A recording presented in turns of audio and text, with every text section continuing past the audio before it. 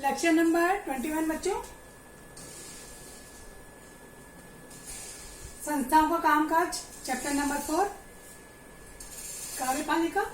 पिछले लेक्चर में हमने व्यवस्थापिका देखा था, ठीक है। इसमें हम देखेंगे आज प्रधानमंत्री, उसकी मंत्रिपरिषद और राष्ट्रपति जी के बारे में क्या स्थिति है। अभी आपने सभी नाम सुने हुए, छोटी क्लास में समझा हुआ इनके बारे में कि प्रधानमंत्री कौन होते हैं, कैसे चुने जाते हैं, राष्ट्रपति को कैसे चुना जाता है। तो सबसे पहले तो देखो प्रधानमंत्री की स्थिति क्या है। प्रधानमंत्री जो है, अब प्रधानमंत्री के नाम से चुनाव नहीं होते, चुनाव होते हैं बच्चों लोकसभा के, ठीक है। उसमें विभिन्न राजनीतिक पार्टियां जो हैं वो अपने अपने उम्मीदवारों को खड़ा करती हैं और उनमें से जिनको सबसे ज्यादा वोट मिलते हैं जिस पार्टी को, वो बहुमत दल वाली पार्टी हो जाती है, ठीक है।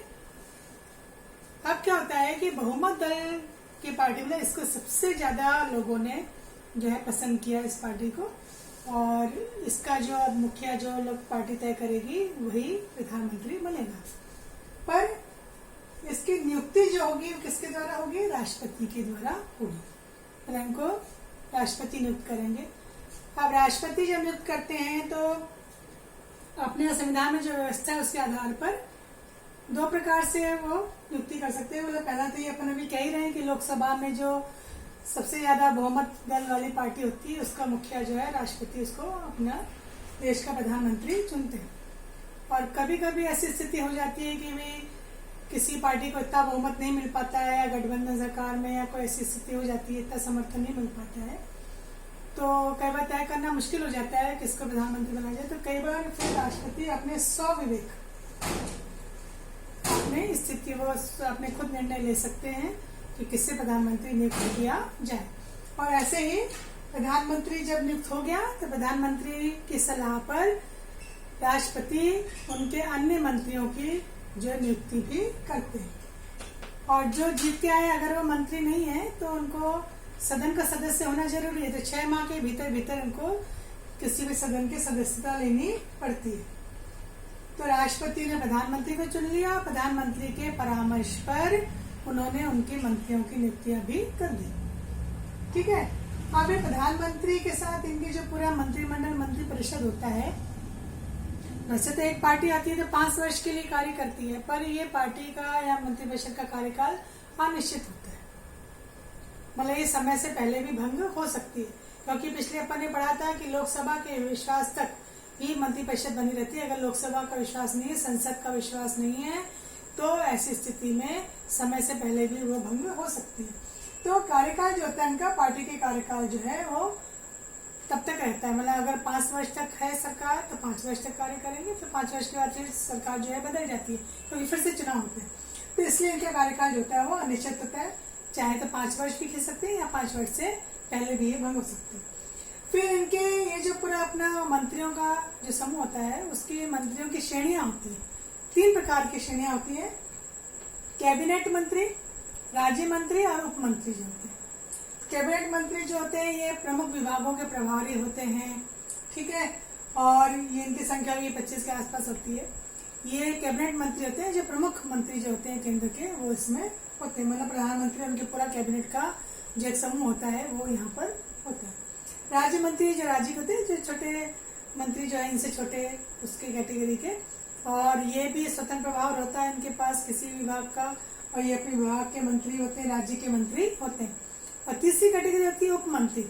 ये जो प्रमुख मंत्री हैं उनके सहायक के रूप में, उनके सलाहकर्ता के रूप में, उनके सहायता के लिए जो है ये मंत्री बनते हैं। तो 3 प्रकार की श्रेणियां किसकी होती है?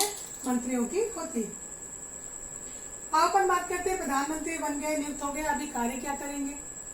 तो प्रधानमंत्री का सबसे पहला कार्य तो ये है कि खुद तो ये नियुक्त हो गए राष्ट्रपति के द्वारा, अब ये अपने पूरे मंत्री परिषद का निर्माण करेंगे, ठीक है। तो निर्माण किसके द्वारा होगा? अभी अपन ने बात की कि राष्ट्रपति जो है उनको ये सलाह देंगे और राष्ट्रपति उनकी सलाह पर उनके मंत्रियों की नियुक्ति करेंगे। तो मंत्रिपरिषद का निर्माण हो गया।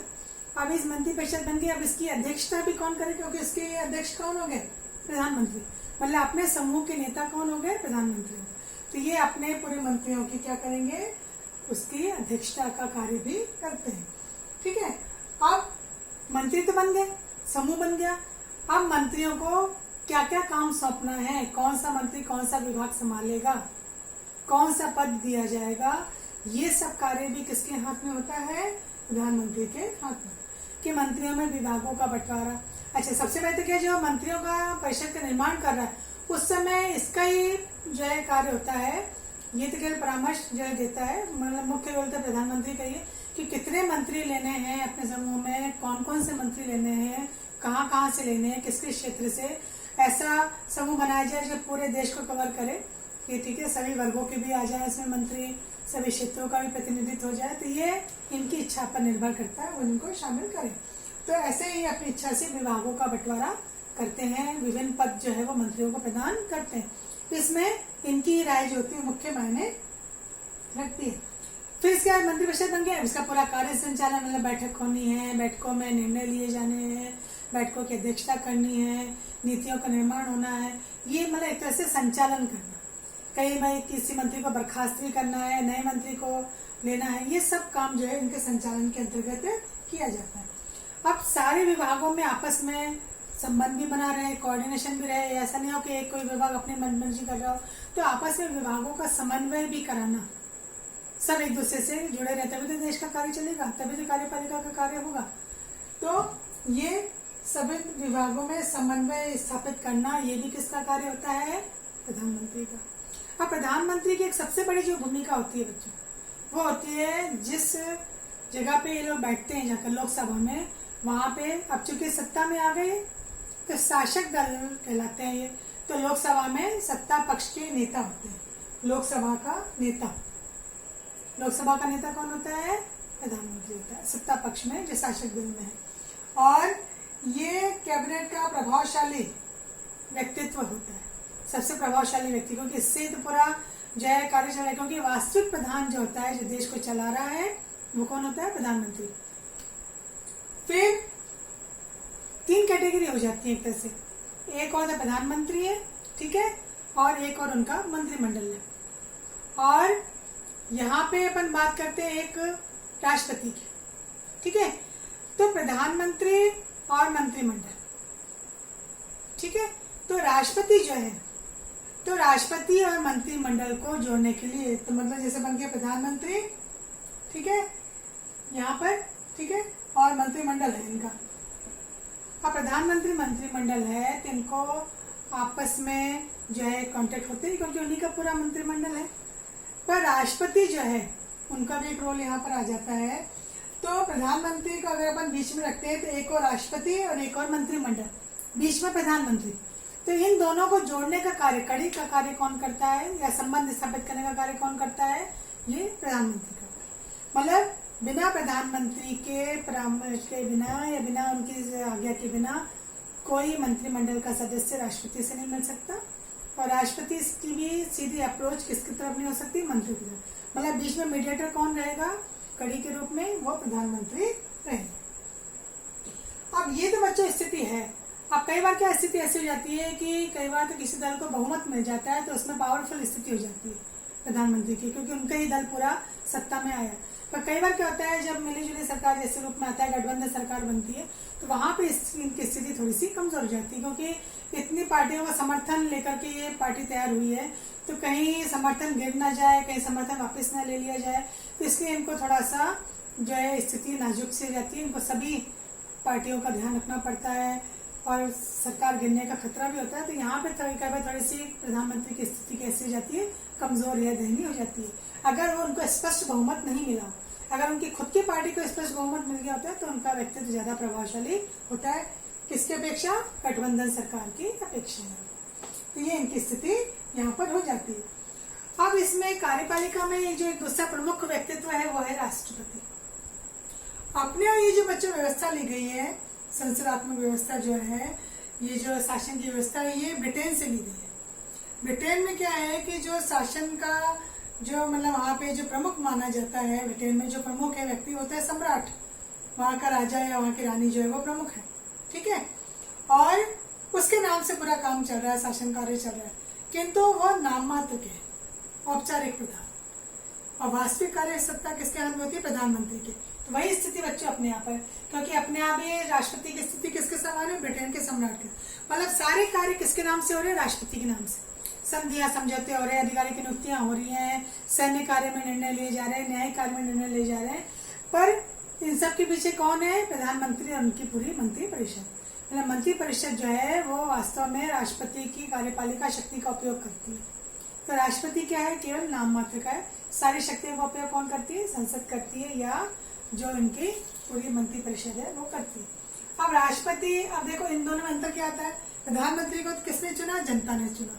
यहाँ पे जनता ने नहीं चुना, मतलब यहाँ जनता, जनादेश का कोई रोल नहीं है। जनादेश तो यहाँ पर था तो प्रधानमंत्री बने। यहाँ पर निर्वाचन अप्रत्यक्ष रूप से हुआ है। तो जिनको जनता ने चुन लिया, वो चुने गए लोग जो होते हैं केंद्र में और राज्य में, वो राष्ट्रपति को चुनते हैं। मतलब संसद के सदस्य, जिनको सांसद कहते हैं, और राज्यों में जो विधानमंडल होती है, वहाँ के जो विधायक होते हैं, ये मिलकर के और अप्रत्यक्ष रूप से जिनको अपन ने चुना है, वो अप्रत्यक्ष रूप से इनका राष्ट्रपति का निर्वाचन करते हैं। और राष्ट्रपति के निर्वाचन की प्रक्रिया भी बहुत लंबी होती है। उसमें जो सिलेक्शन होता है, कितने लोग उम्मीदवार के रूप में खड़े हुए हैं, ठीक है, उन उम्मीदवारों को ये जो सदस्य हैं वो अपने पसंद के हिसाब से क्रम देते हैं। जैसे 4 व्यक्ति खड़े हुए हैं चुनाव में, तो चारों को, ये नहीं कि एक व्यक्ति को, इच्छा तो एक को भी दिया जा सकता है, पर चारों को क्रम देना पड़ता है कि हम पहले नंबर पे इस व्यक्ति को, दूसरे नंबर पे इस व्यक्ति को, तीसरे में इस पर, चौथे में इस पर। फिर उनकी जो काउंटिंग होती है वोटों की, तो जिसको सबसे कम मिलते हैं वो व्यक्ति लिस्ट से हट जाता है, उसके मत और में डिवाइडेड हो जाते हैं, ठीक है। फिर वो मतगणना कई बार होती है, कई दौर चलते हैं, फिर लास्ट में जिसको सबसे ज्यादा पसंद किया जाता है वो व्यक्ति राष्ट्रपति के पद पर नियुक्त हो जाता है। तो जनादेश का इसमें कोई रोल नहीं है, ये यहाँ पर अप्रत्यक्ष रूप से निर्वाचन होता है और ये नाम मात्र का शासक है। पर इसके बाद भी राष्ट्रपति के पास कुछ पावर होती है, बहुत सारी पावर है। उसमें मुख्यतः 2 पावर, एक तो सामान्यकालीन, मतलब सामान्य कामकाज जब चल रहा है तब उनके पास क्या क्या शक्तियां हैं, और एक संकट काल, मतलब देश के परिवार पे संकट आ जाता है तो उस समय इनके पास कौन कौन सी पावर है। हालांकि फिर यही बार बार बात आ रही है कि कहने के लिए हम देख रहे हैं राष्ट्रपति कर रहे हैं कार्य, पर राष्ट्रपति के पीछे किसकी पावर चल रही है? पूरी संसद, पूरी मंत्री परिषद की पावर जो है, क्योंकि इनकी सलाह के बिना ये कार्य नहीं कर सकते। तो पहला कार्य इनका होता है अधिकारियों की नियुक्तियां करना। ये जो बड़े पोस्ट पे अधिकारी होते हैं या न्यायाधीश होते हैं, महालेखा प्रेक्षक हैं, सिविल सेवा आयोग के जो अध्यक्ष हैं, इन सब की जो नियुक्ति है किसके द्वारा होती है? राष्ट्रपति के द्वारा की जाती है। फिर शासन संचालन करना, जब ये कैबिनेट, ये जो सत्र शुरू होता है तो सदनों की बैठक जो है ये आदेश देते हैं सदन की बैठक के लिए। ये संयुक्त अधिवेशन जो होता है इसमें भाषण भी देते हैं और नीतियों के लिए ये अपनी बात भी रख सकते हैं। इस तरह से यहाँ पर ये संचालन की शक्ति भी इनके पास में होती है। अब ये तीनों सेनाओं के प्रधान होते हैं, राष्ट्रपति जो है तीनों सेनाओं के प्रधान है। तो सैन्य शासक ये होते हैं, कमांडर होते हैं सैन्य क्षेत्र में, तो इनके पास पावर होती है। किंतु यहाँ पर फिर ये बात आती है, ये ना तो युद्ध की घोषणा कर सकते हैं, मतलब युद्ध की घोषणा, समाप्ति की घोषणा कौन करता है? संसद करती है। घोषणा तो लग रही है क्या राष्ट्रपति कर रहे हैं, पर किसकी इजाजत से? मंत्री परिषद की इजाजत से या संसद की इजाजत से। फिर विधायी क्षेत्र में, मतलब विधि का कार्य हो रहा है, काम हो रहा है, तो जो भी मैंने बताया, संसद में भाषण देना, ठीक है, संयुक्त अधिवेशन होना, संसद की बैठकों को जो है संबोधित करना, संसद को भंग करना, लोकसभा को भंग करना, अगर कार्य से प्रकाशन, ये सब कार्य विधायी क्षेत्र में आ जाते हैं।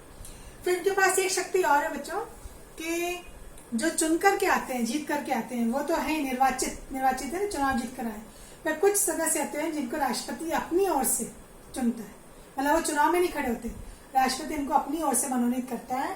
तो कल जैसे मैंने बताया था लोकसभा राज्यसभा, तो लोकसभा में 2 सदस्य एंग्लो इंडियन और राज्यसभा में 12 लोगों को, अपने देश में ऐसे लोग जिन्होंने अलग अलग क्षेत्र में बहुत अच्छा काम किया है, खेल में नाम कमाया है, साहित्य में, पत्रकारिता में, समाज सेवा में, विज्ञान में, ठीक है, या अभिनय के क्षेत्र में, तो उनकी उपलब्धि को देखते हुए 12 सदस्य जो है उनको राष्ट्रपति मनोनीत करता है।